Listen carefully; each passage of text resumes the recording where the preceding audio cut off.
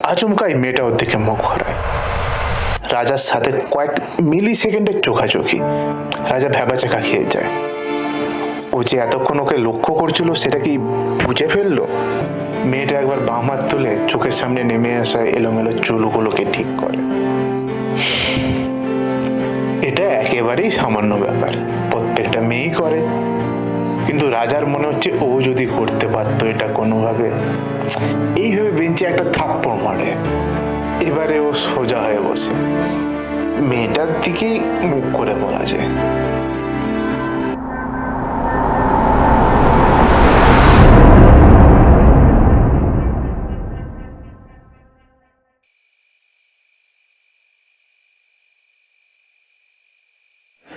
রাজার চোখ কিছুতেই মেয়েটার থেকে সরছে না। কি যেন একটা অদ্ভুত নেশা, অদ্ভুত আকর্ষণ আছে মেয়েটার মধ্যে।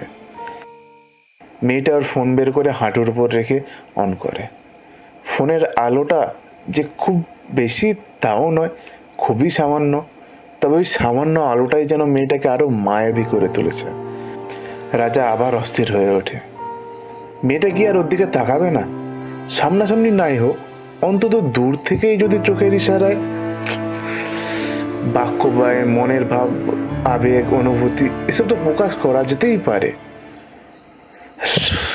রাজা একবার উঠে দাঁড়িয়ে ওর আর মেয়েটার মধ্যিখানে থাকা প্রথম বেঞ্চটার কাছে এক পা দু পা করে পায়চারি করে। তারপর সেকেন্ড বেঞ্চিটার কাছে পা বাড়াতে গিয়েও থমকে যায়। মাথায় সেই একই ভাবনা, যদি কিছু ভাবে, বিষয়টা কি অভদ্রতার তকমা পাবে, নাকি কিছুই ভাববে না, বা হয়তো লক্ষ্যই করলো না ওকে। এত কিছু আর ভাবতে পারছে না, নিজের বেঞ্চটায় এসে বসে। ওর মাথায় স্ট্রাইক করে, মেয়েটার তো নাম জানা হলো না, কিন্তু জিজ্ঞেস করবে কিভাবে? কিছুক্ষণ রাজা একেবারে শান্ত, শুধু মেয়েটার মুখের দিকে চেয়ে আসে, যেন চোখের পলক ফেলতেও ভুলে গেছে। হঠাৎ রাজার মাথায় স্ট্রাইক করে, রানী। হ্যাঁ, এত সুন্দরী, মায়াবিনী, ওর নাম তো রানীই হবে। ওর রানী, রাজার রানী। নিজের মনে মনে নিজেকে সাবাসি দেয়। রাজা আর একটু গুটিসুটি মেরে বসে, বেঞ্চের উপরে পা তুলে বাবু হয়ে, কোলের সামনে ব্যাগটা নিয়ে গালে হাত দিয়ে বসে। মেয়েটা আবারও বাম হাত দিয়ে চুলটা ঠিক করে। এবারে বোধহয় হাতে পড়া চুরির আওয়াজটাও ও শুনতে পাচ্ছে, দূরে থেকেও যেন একেবারে কাছাকাছি।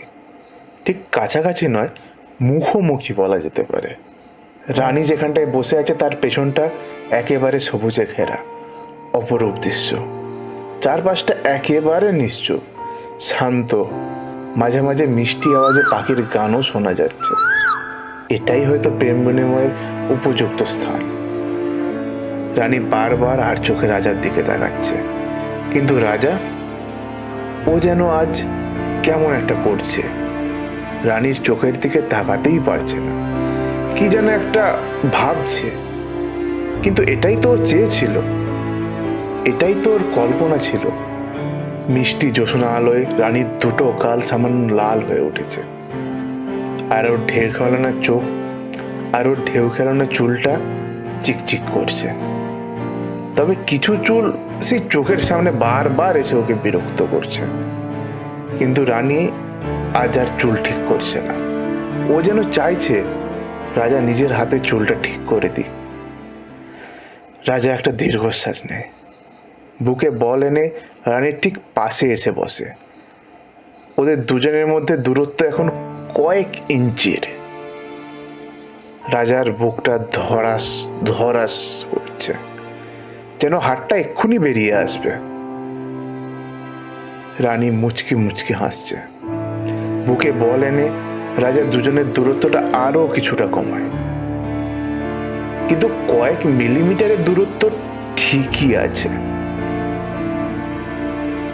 এবার রাজা হাতটা বাড়ায় রানীর ওই কোমল হাত দুটোর দিকে। ওর বুকের ধড়ফড়িটা আরো বেড়ে গেছে। রানীর প্রতিটা নিঃশ্বাস যেন অনুভব করতে পারছে। হাতটা ভাই ধরেই ফেলবে এমন সময়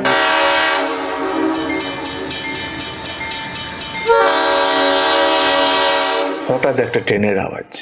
রাজা চমকে ওঠে। ও বুঝতে পারে এতক্ষণ ও ঘুমোচ্ছিল। নিজের মনেই নিজেকে বলে, ইস, কি ব্লান্ডারটাই না করেছি। রানীরা কোথায় গেল? ওরা কি ট্রেনে উঠে গেছে? আর একবার দেখা পাবো না?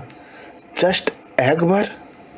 ট্রেন ততক্ষণে প্ল্যাটফর্ম থেকে গড়াতে শুরু করেছে। রাজা কোনো রকমে ভারাক্রান্ত মন নিয়ে ফার্স্ট বগিতেই উঠে পড়ে। গেটের দিকে মুখ করে দাঁড়ায় আর স্টেশনের পুরো দৃশ্যটা নিজের মনে সাজাতে থাকে। হঠাৎ ট্রেনের মধ্যে একটা মৃদু হাসির শব্দ, কিছু কথা ভেসে আসছে, কিন্তু ওইদিকে মনোযোগ দেবার সময় নেই বা ইচ্ছেও নেই। আবার একটা হাসির শব্দ। এবার যেন গলাটা খুলে, মন খুলে কেউ হাসছে। হাসির আওয়াজটা শুনে বোঝাই যাচ্ছে ওর বয়সেই কেউ হবে, কিন্তু মেয়ে। এক ঝটকায় ও ঘুরে তাকায়। ট্রেনটা পুরো ফাঁকা, তবে কামরার শেষ প্রান্তে দুজন মহিলাকে দেখা যাচ্ছে। ওরা ওর দিকে পেছন ঘুরে বসে আছে। ওদের সামনের সিটটা খালি নয়, কেউ বসে আছে। আবার রাজা নিজের হার্টবিটটা শুনতে পাচ্ছে, খুব জোরে, ধুক ধুক করছে। ও ঘাটটা উঁচু করে তাকায়। ওর রানী বসে আছে, মুখ চেপে হাসছে। বেশ কিছু চুল ওর মুখের সামনে ট্রেনের চলন্ত হাওয়ায় উঠছে। রাজা আবারও হারিয়ে যেতে চাইছিল, কিন্তু ট্রেনটা সজোরে একটা ব্রেক কষল। আর একটু হলে পড়েই যাচ্ছিল। ও বাইরের দিকে তাকায়।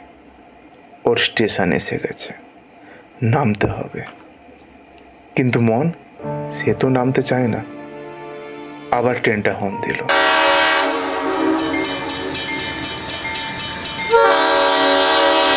চাকা গড়াতে শুরু করেছে। ওর মন এখনো দোটা নাই। ও নামবে না গন্তব্যটা অসীম করবে। কিছু পা পিছিয়ে আছে, কিন্তু হঠাৎ পকেটের ফোনটা বেজে ওঠে। ওর ঘোরটা কেটে যায়। ট্রেনের গতি এতক্ষণে কিছুটা বেড়েছে। ও এক লাফ দেয় ট্রেন থেকে। স্টেশনে পড়ে কংক্রিটের মেঝেতে হাতটা ছিলে যায়। কোনো রকমে উঠে জামা প্যান্টগুলো ঝাড়তে শুরু করে আর তাকিয়ে থাকে স্টেশন ছেড়ে দূরে অন্ধকারে মিলিয়ে যাওয়া ট্রেনটার দিকে।